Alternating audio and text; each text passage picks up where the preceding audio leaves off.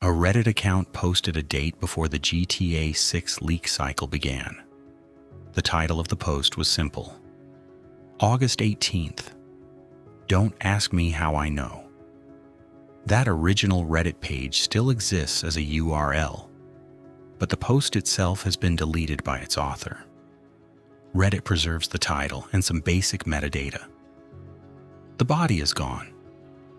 Then, on August 18th, an account called CyberLeek started posting what several outlets described as convincing GTA 6 development footage. Rockstar never publicly authenticated the clips. Take-Two and Rockstar did issue copyright removals, and Take-Two later went to court seeking information connected to the leak. After that, the deleted post came back into the conversation, but not through the original page. A different Reddit user, Tyler1118, published a post about Pilot X1970. That post included a short video showing someone at a door, along with a claim that the visitor represented Rockstar. The post also linked to an X account. In that thread, another account wrote, "I am innocent. I made a lucky guess." But the public material does not establish that this sentence was written by Pilot X1970, or that the people in the video worked for Rockstar or Take-Two. That sounds like a prediction. But here's the problem. What we can actually verify is much narrower. A deleted Reddit page with that title, a later Reddit post discussing it, and an unverified video connected to the story. We cannot recover the original body of the post. We cannot independently identify the visitors, and we cannot use the later discussion as proof that Pilot X1970 was CyberLeek. So let's separate the strange part from the proven part. Here's the story in order. First, a Reddit post appeared under the name Pilot X1970. It gave a date and sounded extremely confident, but it did not mention CyberLeek, GTA 6, leaked footage, a hack, Rockstar, or any source at all. Then, on August 18th, CyberLeek began posting alleged GTA 6 clips. Reports described driving, combat, basketball, and other ordinary gameplay. One later clip appeared to show the player spelling leak into a wall. That led some outlets to suggest that whoever made the video may have had access to a playable development build. It still doesn't tell us who was behind the account. 2 days later, Take-Two filed documents in federal court seeking information from Microsoft and Discord about accounts, servers, and the CyberLeek persona. Those filings are real. They do not name Pilot X1970 as CyberLeek. And on August the 24th, Gaming Bible reported that a video was circulating in which someone at a door claimed to represent Rockstar. The report also made clear that the story was difficult to verify. That's the timeline. The conspiracy grows in the space between those four events. Let's look at the one piece of evidence everyone keeps coming back to. The quoted post says, August 18th. Don't ask me how I know. If you don't believe me, come back on that date and we will see. The date is specific. The event isn't. That's a big difference. A prediction needs a target. What exactly is supposed to happen, and what would prove the prediction wrong? This post gives us a date, but no target. If nothing happened, people would probably forget it.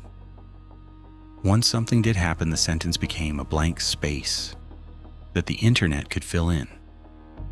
The safest thing we can say is this: a public post containing the date August 18th was circulating before August 18th, pending final timestamp and archive checks.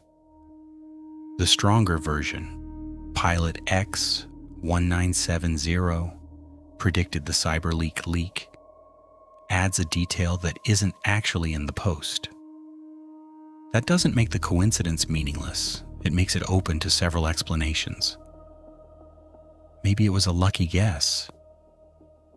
Maybe the author heard something indirectly, a rumor, a hint, a message from someone else. Or maybe he knew exactly what was coming. The post itself doesn't let us choose. The leak itself is a stronger part of the story than the connection to Pilot X 1970. PC Gamer, PC Mag, Mashable, and Kotaku all reported on an unidentified person or group using the name CyberLeek to release alleged GTA 6 development material. Some of the footage looked convincing. Some of it appeared to show a build that was still being worked on. Take-Two's copyright actions show that the company was treating the material as a legal or rights issue. But a takedown request isn't the same as a public forensic report. It doesn't prove that every clip is genuine, and it doesn't tell us who uploaded it. So keep these two questions separate.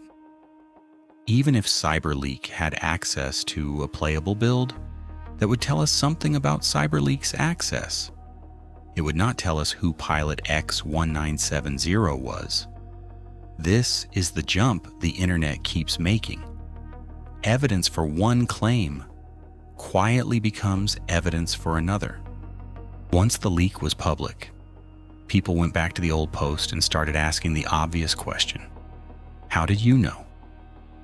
According to later coverage, Pilot X 1970 replied that it wasn't about what you know. It was about who you know. Another answer was reported as friend of a friend. Those lines are perfect conspiracy fuel. They sound like someone dropping just enough information to keep the story alive. But they're hard to test. They came after the event. They don't name a person, an account, a message, a workplace, or a technical link. They might be true, they might be exaggerated, they might simply be the kind of vague answer that works after a lucky prediction. Either way, they are weaker than the original post because they are later and impossible to check on their own. So here's the clean split. Before the event, a date was posted. After the event, the author hinted that he knew someone. The first gives us a mystery, the second doesn't solve it. There is one part of this story that isn't just a Reddit theory. Take-Two really did take legal action. The public filings show documents filed on August 20th, 2026. They seek information from Microsoft and Discord about accounts and servers connected to the CyberLeek investigation. The requests include account details, login information, linked accounts, device identifiers, and certain OneDrive-related material. That sounds like a breakthrough. It isn't, at least not yet. A subpoena is a request for information. It is not a public finding that someone is the leaker. It doesn't tell us whether all the data was produced, whether the platforms challenged the requests, or whether Pilot X 1970 appeared anywhere in the records.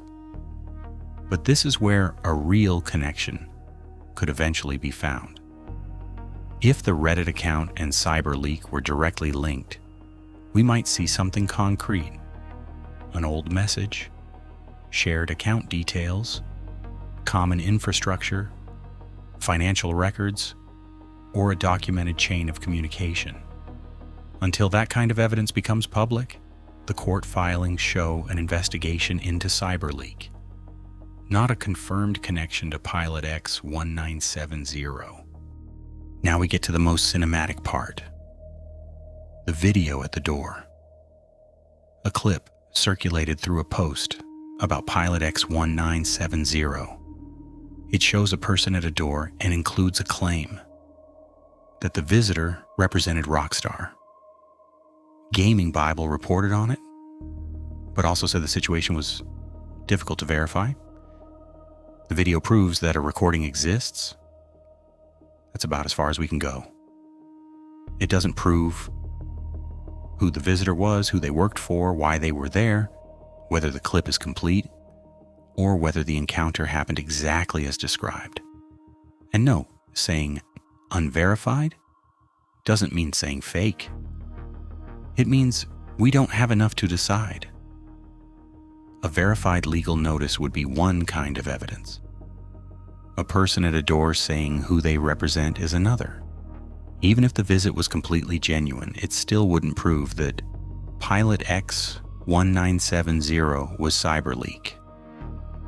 The clip could be real, staged, misunderstood, or unrelated to the original post. Right now, the public record doesn't let us choose. CyberLeek presents itself as a consumer rights campaign. Its manifesto attacks digital pre-orders, paid unlocks for content already sitting in game files, and games becoming unplayable when their servers shut down. Several reports also describe a cryptocurrency or meme coin connected to the operation. That may tell us something about the campaign's incentives. It does not prove fraud, and it does not link CyberLeek to Pilot X1970. A cause can be sincere and self-promotional at the same time. People can want attention, money, and ideological impact all at once. But a possible motive doesn't identify the person behind the leak. It only tells us what the operation wanted people to see. So what do we actually have? We have a strange date posted before a major leak campaign. We have a real legal investigation into CyberLeek, and we have a doorstep video built around an unverified claim. What we don't have is the connection tying those things together. That connection might turn up later, in an old message, a shared account, technical evidence, or court records. But until then, it's still a theory. Maybe Pilot X1970 got lucky. Maybe he heard something through someone else. Maybe he knew exactly what was coming. The public evidence doesn't tell us which one is true. And that may be the real story here. Not whether one Reddit user saw the future, but how quickly the internet turned one vague sentence into a complete identity, a motive, and a confrontation at someone's front door. If you have evidence, stick to public archives and public links. Don't post addresses, faces, private information, or unverified identities. And in the comments, give us two things: the strongest piece of evidence for your theory, and the one fact your theory can't explain.